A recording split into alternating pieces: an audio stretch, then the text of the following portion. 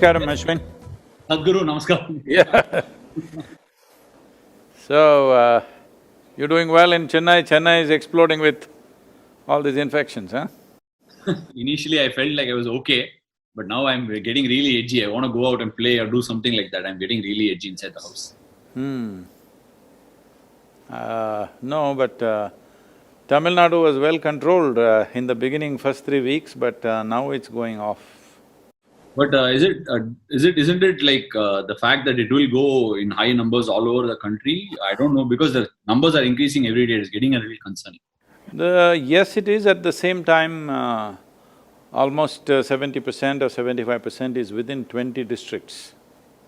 That way it's not spread. But now this migrant labor has gone across the country, back home.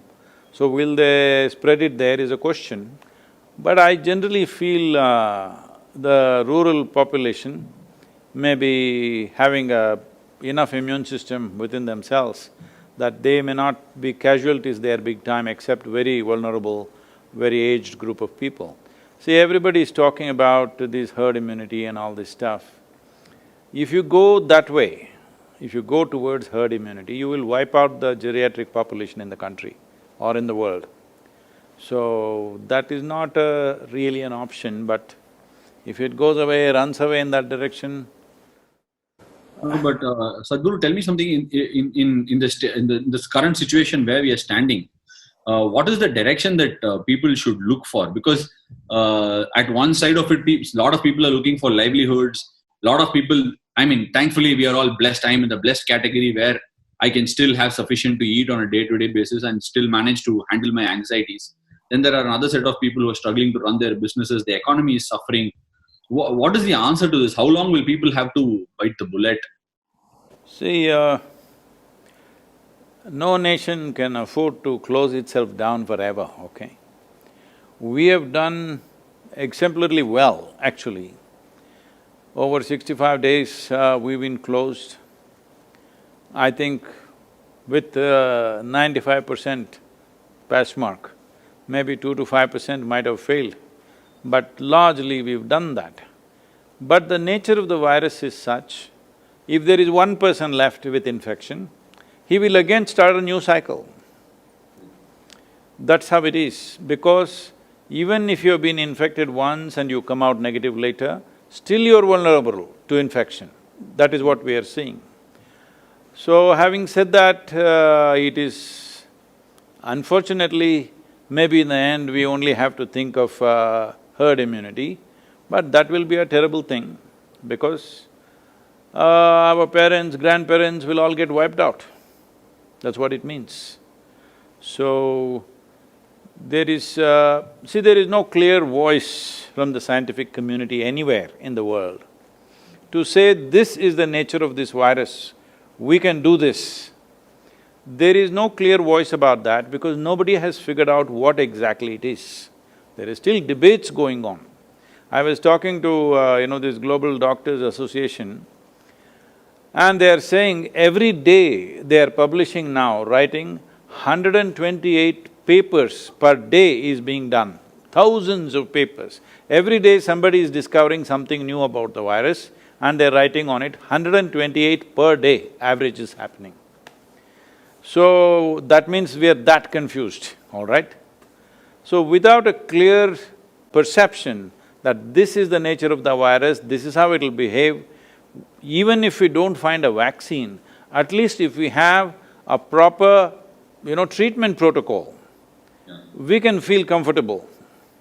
Right now, there is no treatment protocol. Somebody says take hydrochloroquine, somebody says take that Ebola drug, somebody says take the HIV drug, somebody says drink Lysol. It's like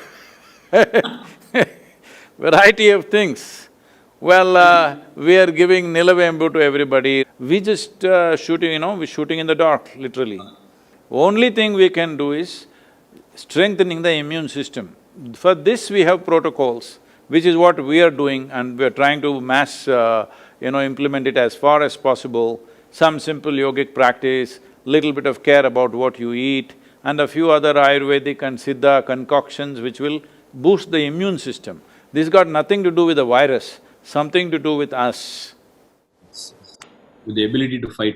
Sadhguru, just one more question I've been wanting to ask, and I seem to find it very difficult to get answers very clearly. You can ask me any question, don't throw me carom ball and all, I'll hit it for a 6, be careful.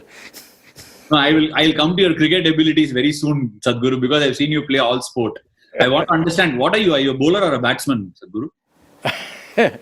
I was an all-rounder in the school, but once I got to college, I got more involved with field hockey and kind of dropped my cricket.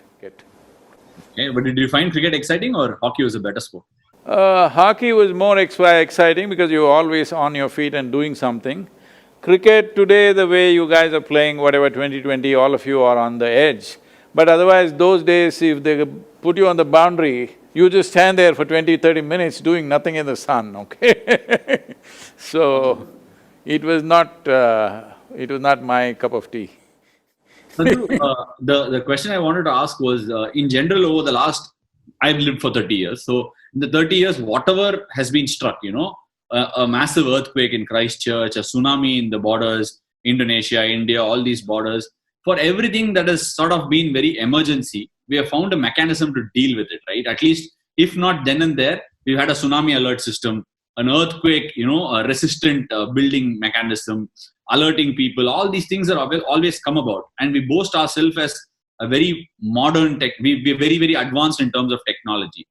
How did we not see this coming? And like literally you said, 3–4 months, and most people are not able to come up with an answer. Isn't that scary? Well, see, whenever major events happen, we find answers for tsunami after the tsunami is over, all right?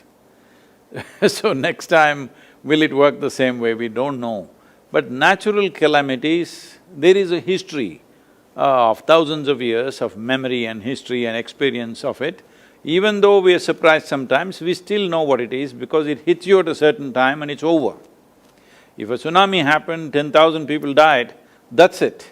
It's not going to come every day and kill you, that's a different kind of thing. So, earthquakes have happened in Gujarat and all, it killed nearly, I don't know, from 100,000 people, I think.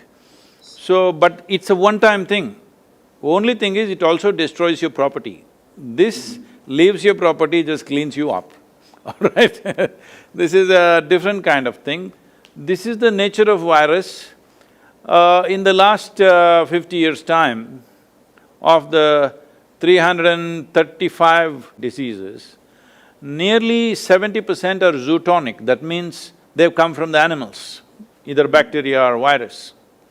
So this particular virus is not a deadly killer. That is the advantage and that is a big disadvantage. See, when the influenza and other things happened, what is called the Spanish flu today, it just killed everybody. When the plague came, it just wipes out a whole village. So, the response to that was different. Here, the problem is most of them are asymptomatic. Nearly 80% are asymptomatic and they're going all over the place spreading. There's no sign of any illness. So it's like you're sitting, you and me could be carrying it and we don't know because it doesn't show any signs. That is the biggest problem, and it is largely aiming only at vulnerable population. It is not going for the general population. Below 1 year of age, infants, and over 65, 70 years, and in between, for some reason, if their immune systems are not strong enough, or if the exposure is too heavy, like medical personnel are dying, police are, unfortunately it's taking a toll, that is because of the level of exposure. So having said that, why we don't have an answer is, definitely there is something strange about this, but at the same time, at any time when we had these epidemics and pandemics, especially the virus attacks that we've had, we never figured it out, it just went away by itself. Because virus doesn't see you as an enemy, it is seeing you as a habitat. So it is not interested in killing you. Probably in a few months, it will learn the nature of or the strength of the human system and adjust itself, kind of mutate itself to a lower level of intensity where it can live with us. Right now in our bodies, millions and millions of, viruses and bacteria are living with us right now. For example, tuberculosis for example, if you take it, Right now, India has set a goal by 2025, we'll get rid of tuberculosis. The basic test that is done for tuberculosis around the world is called Manto's test. If you and me go for a test, any Indian goes for a test, we will all show positive. We all have tuberculosis bacilli, but we don't have the disease. But all Indians have it. So, the tuberculosis bacilli, we want to eliminate by 2025, but they're all living with us and we have no issue, most of us. Only if its concentration goes to a certain point, it becomes a disease. Otherwise, almost all Indians carry this quite normally. If the same level of bacilli happens to, let's say, an American or a European person, they will fall sick. We are not falling sick because we have lived with that for so long. So that is what we are looking for as a solution, that's what herd immunity means, that at some point we may get used to the virus. But before that, how many lives will it take? This is not a decision that you make, it may go that way, unfortunately. Okay, an interesting question I've been wanting to ask you for a long time, Sadhguru. This thing where you speak about Ramayana, Mahabharata and all our so-called mythology now, everybody has a different connotation to whether it happened or didn't happen. No, that argument is only in Chennai. Whether it happened or not. These are beliefs, I do not want to get into it, but you said something very interesting when it came to all these epics or mythologies, however you seem to believe. You said there is so much to learn rather than testing the authenticity of whether it happened or not happened. Right. Do we have anything tracing back to those times in order to deal with such a situation that we are in right now? See, the advantage that those times had was the concentration of population has never been like this, okay? So if it did happen, let us say it happened in Ayodhya, it would not come to Chennai for sure. Only Rama came, he should have brought, but 14 days quarantine would have happened by the time he walked down. I mean, he walked through the Ram Setu dam the thing as well, so it must have gone there as well, not a problem. No, by the time he walked from Ayodhya to Tamil Nadu border, more than 14 days, so quarantine was over. And he must have traveled, he must have walked through, right? Yes, by foot. So it would have taken months, so by then it was over. It's because of air travel. It is essentially because of air travel, so quickly it's across the world. Right. In fact, I felt like I came into India from New Zealand in March when the virus was actually hitting through the Singapore and the Chinese region and going into America and all that. At that point of time, it didn't feel like, I mean, all of us were sitting inside the zone of saying, you know what, it will not happen in India. There is so much heat, there is so much, in fact, rightly put, so much ignorance amongst the people. Sometimes we believe we shut our eyes inside a closed room and believe there is nothing happening wrong. Even today, I was talking to a couple of my cricketing colleagues and they happen to say, it's become normal. We have to deal with it like cold and fever. We are not yet there, right? No. See, young people may deal with it just as cold and fever. That too if they're, if they have a sturdy constitution. But that's not how it is. People are just falling dead all over the place. When nearly 500,000 people have died, you can't say it's cold and fever. But at the same time, every year, influenza in America kills 50,000–60,000 people, like this. But this is not going to pass like that virus. This can continue and come back in waves and waves. It is possible, but we still don't know. I have a gut feeling in India, by mid-September, towards the end of September, it will be largely gone and our economic activity will be back to normal. It may not be where it was a few months ago, but in terms of activity, it will be back. But I have no data, not an iota of data to support my gut feeling. There's no data. No, gut feeling is the best feeling that we all can have in terms of reassurance. But just on another note, Sadhguru, I saw some article and some video where I'm sure you're aware of Leonardo DiCaprio, who's doing a lot of things with regards to climate change. He had put out a tweet and an Instagram post saying a lot of people who have been affected by pollution over the years are tending to receive this virus in a very, very, detrimental fashion. is this virus in any way relation of what we have done? You said there is something funny about it. Any relation to what we have done to the environment and how we have, just polluted and populated it all over the place? Is it our doing? Population is definitely our doing. Pollution is also our doing. All right, is there any doubt about it? No. Anything other than that environmentally, how we have, not respected nature over the years? See, right now, one of the major reasons why people are dying because of the virus is hypoxia. That means not enough oxygen in the system, so lungs collapse after some time, whatever happens, other systems fail. In a way, if you're living in an Indian city, or let's say any big city, particularly Indian cities, in many ways you are heading towards hypoxia if you just travel on the let's say Chennai, Mumbai, Bangalore roads for 1 or 2 hours every day, in open, suppose your car is not air-conditioned and you're open, like on a two-wheeler or you're just walking, then definitely the oxygen levels in your blood will be lower than what it should be. So definitely you are moving into that vulnerable population region, maybe not necessarily, but you're in the direction at least, for sure. It may vary from individual to individual, but when you live in this kind of atmosphere where oxygen levels are low, carbon monoxide and other particulate matter is heavy, definitely your pulmonary system is not at the same level as it should be. So you are becoming a vulnerable population. Even now you're seeing almost 70% of the cases are just in 5-6 cities in the country probably, about 10 to 12 cities maximum. Rest of the country doesn't have it, the rural population doesn't really have it.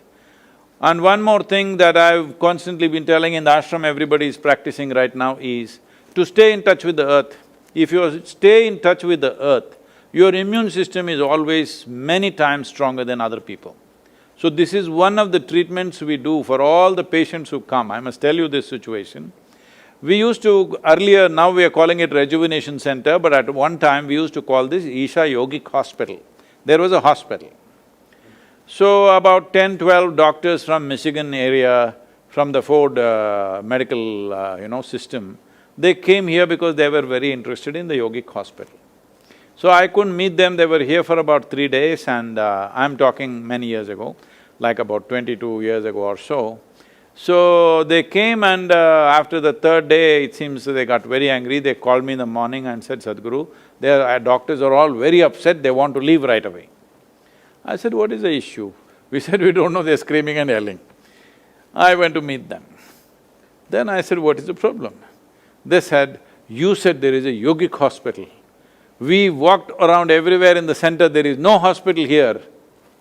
Oh, I said, okay, your idea of a hospital is that there must be beds, people must be lying down, somebody must be serving them. If you provide that kind of hospitality, nobody will get well.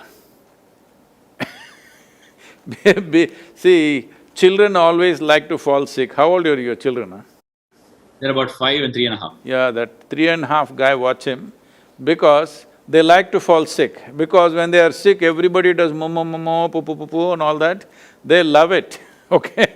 Every child learns at an early age that if you are unwell, if you are miserable, if you cry, you get lots of attention. If you're happy, joyful, screaming and you're dancing around, you don't get attention.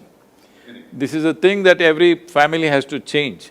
So I said, no, that's not the way it is. I had about 110 people on that day who are going through some treatments. I said, see, in this hospital, we wake them at 5 o'clock, 5:30 they have to be there for the sadhana, 8 o'clock sadhana is over, then I put them to work in the garden or in the kitchen or somewhere else where they have to use their hands and everything, and they may get little more rest than others, that's it, they're under medication and practices, but they have to be involved, and especially with the earth, they must be involved. Then I took them around and made them meet all the people who were working in the garden. Our patients were all working hard. So they will want to get well if you make them work hard, always. Because you said that you need to be in touch with earth, I'm asking this. There are two schools of medical treatment, it's not two, maybe more than that.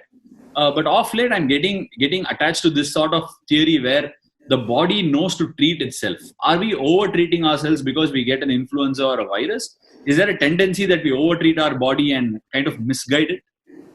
I would say I cannot comment about you as an individual, but as a human population, this generation of people, are we over-treating? 100%, we are over-treating. We are overdoing everything. In the sense, right now, the pharmaceutical industry is bigger than the food industry, I think. Am I right? It I must think be. it is. on becoming the biggest right now. Yeah. The largest industry is arms and armaments. Second largest is pharmaceuticals. The third one is alcohol and tobacco and these things put together. So one is a clear death, another takes you towards it, another pretends to get you back. Having said that, I am not trying to discount the impact of modern medicine. You and me are alive today, probably only because of modern medicine. Otherwise, small things could have killed us. Average life expectancy of an Indian was 28 years in 1947. Today it is 73 or 74, which is a significant achievement for the nation. But that's not happened without vaccines and things like that. Otherwise, anything, smallpox, this, that could have killed us. So, our life, we owe it to modern medicine, there's no question. But in present conditions, at the level of concentration of populations that we have, without modern medicine, I don't think we can survive. Without pharmaceuticals, you cannot survive. There was a time when people lived in nature, there was substantial space for every human being. Then it was possible to just eat some leaves or eat some fruit or just fast for 2 days and get well, all this. Even now you can do if you're maintaining your lifestyle like that. But every day you're out in the town, meeting 1,000 people and mixing with people, then if something catches up, then you better take some medicine, otherwise it'll be risky. Sadhguru, another important thing as far as I was concerned, I was very enamored by the whole thing of Cauvery calling, right? And you explained in detail about what Cauvery calling is and how much of deforestation has happened, and we need to reforest them to get the land back. Water needs to be, the land needs to have the ability to hold the water on and all that sort of stuff. How far are we in the zone of rehabilitating? I know it's a long-term process, but how much have we made strides, Sadhguru? See, the significant thing is the Karnataka government announced subsidy for the farmer. For every tree, 125 rupees subsidy has been allotted. Not only that, for somebody who encourages somebody to plant a tree, he gets 5 rupees. Suppose you are the farmer, I make you plant 100 trees, now I get 500 rupees for this. So now we are training youth to be agents of change. So they can take this up like a part-time profession, that they meet the farmers in the local areas, because they know each other, they're related largely, they can talk to them and encourage them and may facilitate this stuff, because both will benefit. He will get subsidy, this guy will get 5 rupees commission for that. So this process is already on. This monsoon we were to go full on, but now we are like little slowed down. But still, I think in Karnataka we are planting about somewhere around 70 lakhs or 72 lakh saplings, which already farmers have been booked for. So this is a comprehensive thing, that it is a combination of trees so that the land rejuvenates. Right now UNCCD is very concerned about India because our soil is dying. See, when we say soil, we are just talking about largely 39 inches of topsoil. On an average in the world, there is 39 inches of topsoil. Almost all life happens in this 39 because of these 39 inches of soil. Tamil Nadu and southern India largely considered a blessed land because where we are right now, we have nearly 18 to 20 feet of topsoil, which is a fantastic thing. This is the reason why agriculture has been on here for over 12,000 years or so. There is history of agriculture, because in some places here, not so in southern Tamil Nadu probably, but in this part, western and northern part of Tamil Nadu, 15 to 20 feet of topsoil, this is extremely rich place that way. See, we may think Richness means we struck oil, gold, diamond, this one, that one. But for the next generation, if you want the next generation to live a rich life, when I say a rich life, I'm not talking about your stock market or your bank balance or something like this. Well, clean air, pure water, nutritious food, and life is throbbing within you, this is a rich life. Rest of it is just, accessories to life. The real life is in this, how wonderfully a man can function, a human being can function, simply depends upon how pure is the air, how clean is the water, how nutritious is the food that you consume. If there is no strength in the soil, right now nearly 42% of Tamil Nadu soil has been declared as fallow. That means it's becoming desert. So there is a whole movement to stop this desertification, but nothing much has happened on the ground. Too much talk has happened, conferences have happened, papers have been written, but on the ground, this is where Cauvery calling came in. For that, so many people are protesting against that. Do you know this? They're all located in Chennai only. They are saying it's dangerous to plant this many trees. Can you believe that? They're saying it's dangerous. Before these people came or I came or you came, what was here on this land? This land was all trees. So how does it become dangerous to put back the trees? Simply because they're only looking at it in some way, because there is no money in this, that's their problem, I think. Because in every ecological thing, conference, go here, go there, there is money. Now action on the ground, there is no money, you have to spend from your pockets.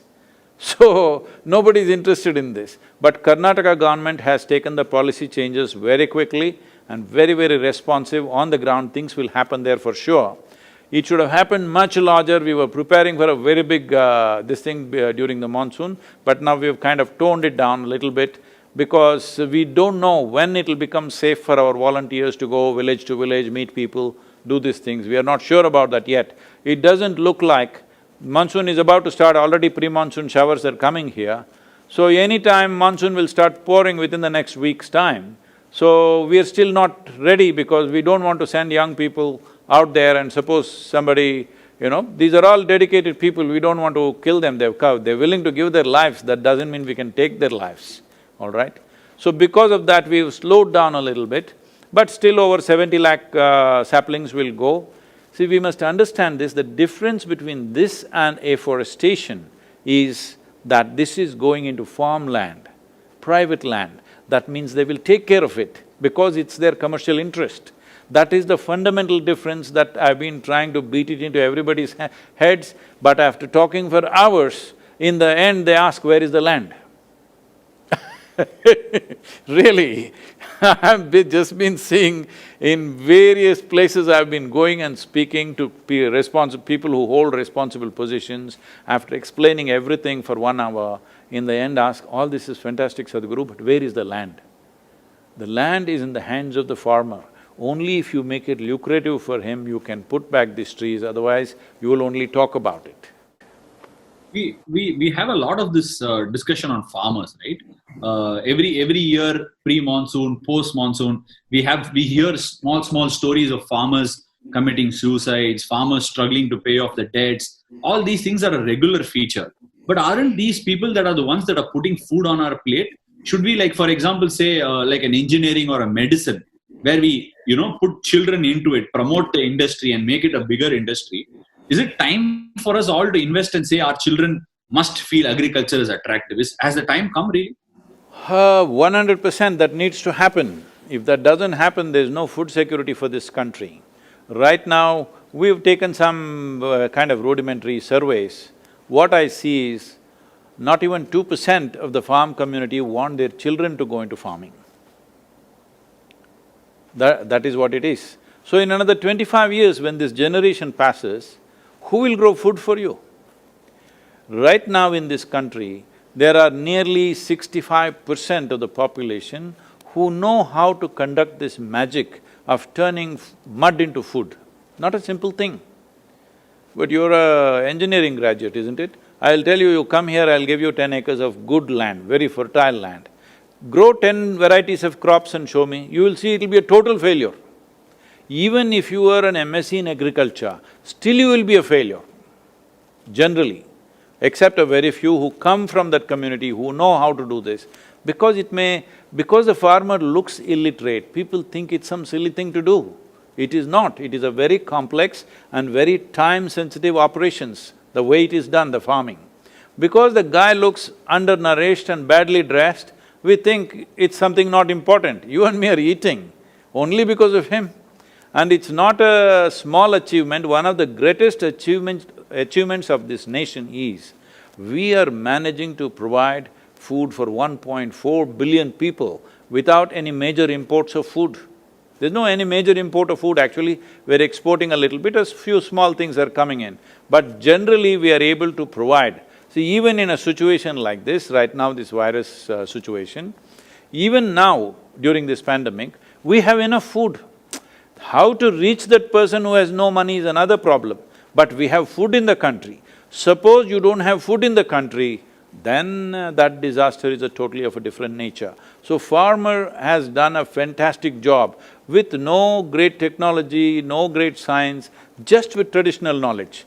The only problem that he is facing, why you're seeing these suicides and other things is, one thing is, there is no power of scale over generations, because we have history of thousands of years of agricultural history, over generations it's become smaller and smaller and smaller. Today, the average land holding in the country is 1 hectare, that is 2.25 acres. In 2.25 acres, or for every 2.25 acres, there's a barbed fence, there is a borewell, there's an electric connection, there are pipelines, it's a complete waste of resources. For the amount of money that goes into it, there is no way he can get to make it lucrative or profitable for himself. So this is what is leading to this. So right now this FPO movement, we have one of the best run FPOs in Tamil Nadu is run by us here in this region. It's an organization of about 1,200 farmers. Now we are seeing how to scale this to 50,000 farmers. Right now on the ground, nothing much has happened. All we have done is to show them it works. All we have done is, there are 3-4 youth always on the phone negotiating these products. Just with negotiation, their income has gone up 300%. Just with simple negotiation and timing the sale of the produce, this is all. And another thing is the inputs. We have set up a superstore where all the inputs, whatever the dealer margin was about 25 to 30%, that is going straight to the farmer. That 30% itself is a big thing for him. So, we are looking at, if you put 50,000 farmers together, it becomes a major corporation run by them. You can hire professionals, you can hire scientists to, agricultural scientists to see what crops to grow, how to grow and everything. We can hire, marketing experts to do this, or we can consult, we can handle this internationally. All this we are looking at because from Kanyakumari to Kashmir, the latitudinal spread that we have in this country, the types of soils and weather conditions that we have in this country, 12 months of the year, you can just grow almost anything that grows anywhere in this world. And if we handle this capacity, this latitudinal spread, and 65% still being capable of doing farming, if we handle this right, then we can become the breadbasket of the world. But right now, we have laws like this, that, this compulsory school education is killing the farming, totally. Every child goes to school, by the time he comes to till 10th standard, he need not pass, he just keeps going. Without learning 2+2, millions of them have reached 9th, 10th standard. Only in 10th standard he gets filtered. By then, he is physically not competent to work in the farm, mentally completely in a different way, he thinks he's educated just because he's gone to school. So, we are completely destroying the future of farming in this country. It is time educated people invest and invest their children in the farming, because it can be done in a very good way, there is enough science and technology. What is lacking is scale. Scale can be achieved by bringing them together as a farmer-producer organization. There were many tax and other things which we got relaxed now. See, for example, if you are a farmer, how much ever you earn, there's no tax for you. But if 10 of us farmers got together and made an FPO, then there is 30% income tax. So why will we come together? You're ensuring we don't come together. So I appealed to the Prime Minister and he relaxed up to 100 crores earning, there is no tax. But now I'm pushing why 100 crore limit? If farming has to survive in this country, you cannot give teachings, you cannot run agricultural institutions. All you have to do is make it lucrative. If it's lucrative, it will survive. Sadhguru, forgive my ignorance if this question is not pertinent, but if you take a look at big communities in India right now, one is the movie industry is big. I'm not well versed with the movie industry. The cricket industry is really large. But so when I speak about the cricket industry, until Kapil Dev lifted the 1983 World Cup, and later on when Sachin Tendulkar came into play for the country, the game was largely not money driven. It was telecasted free of cost on TV. Then the TV rights came and the players started earning more. Is there a possibility, the way you're saying how large a scale this agriculture is there a possibility that such people can come into the mix and make this a really large and phenomenal industry? Is there a possibility? Yes, what else do you think I'm doing? That's what I'm trying to do. We are putting our energies behind it, we are raising money for this, and above all, giving a voice to it. See, right now, because you mentioned the word suicide, suicide in not some… See, individual people unfortunately will commit suicide for a variety of reasons. When over 300,000 people commit suicide in a matter of 15 to 20 years for one reason, one particular reason of farm distress, nearly 300,000 or more than 300,000 people have committed suicide, let's say in this century, in the last 20 years. It's actually in about 15, 16 years, let's say 20 years. Because some people will always debate, no, that guy died because he had family issues, this, that they're saying. But I'm asking you, usually the explanation is, that's because he couldn't pay his bank loan, he killed himself, this happened, that happened. I'm asking you, suppose you are a farmer, you have a rich soil and abundant water, no matter what is your situation, would you commit suicide? Or would I commit suicide? Definitely not.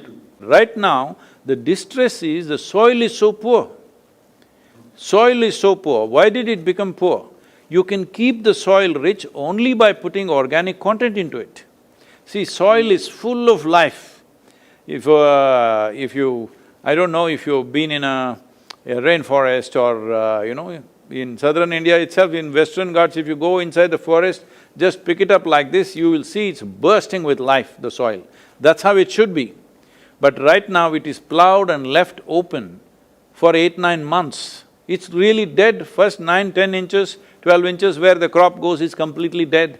Whenever you fly from Chennai to Delhi, now you're in the Delhi team, I heard, so you have to fly Chennai to Delhi, every 5 minutes look out of the window. You will see India looks like a brown desert, except a few green patches here and there.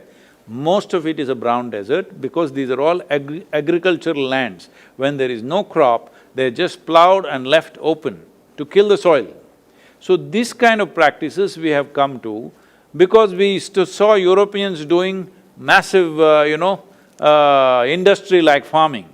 But now they've all changed, but we didn't change. We are still doing the same thing. It is very important. See, suppose you grow 1 ton of, let's say, sugarcane or paddy or whatever from the soil, what you have taken out is 1 ton of topsoil, isn't it? Yeah. You have to put it back. How can you put it back? The only way is leaves from the trees or animal waste. Trees are gone long time ago. In Cauvery basin, 87% of the tree cover has been removed in the last 70 years. And animals are all traveling abroad. There are no animals on the farm. People think tractor will do it, tractor will plow it, but tractor will not enrich the soil as animals would. Animals would work also and enrich the soil also. But now they're all gone, people thought they're useless, and we are thinking just by putting salts, everything will be okay. For all those people who don't understand what I'm saying, in our meal, in southern Indian meal, without salt we are not eating any food. Little bit of salt and so many other things. Instead of that, make it 90% salt and 10% whatever else you want to eat. One meal if you eat like that, you will understand what you are doing to this soil and to this country. Okay. Thank you, Sadhguru. Anything else? Anything else, Sadhguru? Well, the sport in the world may not be the same for next 12 months probably. No spectators, so there is no big excitement and stuff like that. But I think this is a time we should learn to live with, because there is no point risking those people who are vulnerable. Risking their lives is not our business. Because I am not vulnerable, I will go and do whatever I want to do, is not a human way of doing things. We have to respect that. And we must make sure that the casualties are minimum. And at the same time, we must focus on putting this nation back on the track, whether it's economy or sport or culture, everything should come back as quickly as possible. We can't just be locked up forever, but in a very responsible and conscious way. Thank you, Sadhguru. It's been a pleasure. It's been a dream for me to do this. Thank you for honoring. Thank you so much. Namaskaram, thank you very much. All the best for you for whatever match is coming up. Thank you, Sadhguru. Namaskaram.